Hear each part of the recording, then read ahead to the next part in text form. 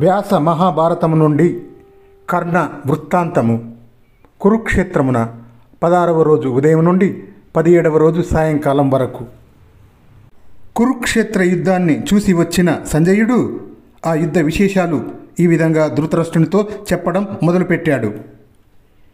ద్రోణుడు హతుడైన తర్వాత అశ్వత్థామ విజృంభించి వ్యర్థ సంకల్పుడైనాడు. అంతట సాయంకాలమైంది. యుద్ధం చాలించి ఎవరి శిబిరాలకు వాళ్ళు వెళ్ళిపోయారు. కౌరవులు తమలో తాము రహస్యంగా సమాలోచనలు జరుపుకున్నారు. మన దుర్యోధనుడు మీ అభిప్రాయాలు చెప్పండని యోధులను అడిగాడు. వీరులు వేరువేరు అభిప్రాయాలు చెప్పారు. అంతటా అశ్వత్థామ లేచి, మన మహావీరులు అనేకులు మృతి చెందినా నిరాశపడవలసిన పని లేదు. కర్ణుణ్ణి సేనా నాయకునిగా అభిషేకించటం అవసరం. అతడు మహావీరుడు. అతని నాయకత్వంలో మనకు జయం తథ్యం అని చెప్పాడు.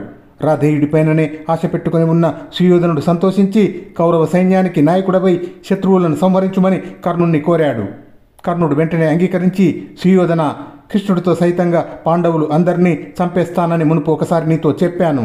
కాబట్టి నేను నీ సేనకు ఆధిపత్యం వహించి శత్రు మూకలను చెండాడుతాను. సందేహం లేదు, ధైర్యంగా ఉండు అని పలికాడు. తర్వాత దుర్యోధనుడు వీరులందరి సమక్షంలో పూర్వం దేవతలు కుమారస్వామికి సేనాధిపత్యం అప్పగించినట్లుగా రాధేయుణ్ణి సేనా నాయకుడిగా శాస్త్రోక్తంగా అభిషేకించాడు.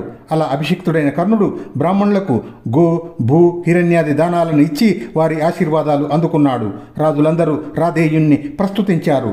సేనా నాయకుడైన కర్ణుడు రెండవ సూర్యునిలాగా దివ్య ప్రభలతో ప్రకాశించాడు.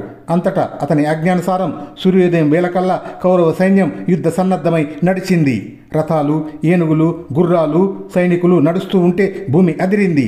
ధూళి రేగి ఆకాశాన్ని కప్పివేసింది. ధ్వనులు మిళితమై సంకులమై మిన్నుముట్టాయి.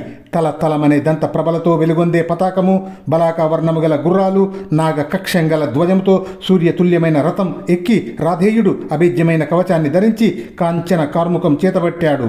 బంగారు వలచేత అలంకృతమైన శంఖాన్ని పూరిస్తూ ధనస్సును త్రిప్పుతూ రథస్థుడై ఉన్న ఆ కర్ణుడు ఉదయించే సూర్యుడిలాగా తేజరిల్లాడు.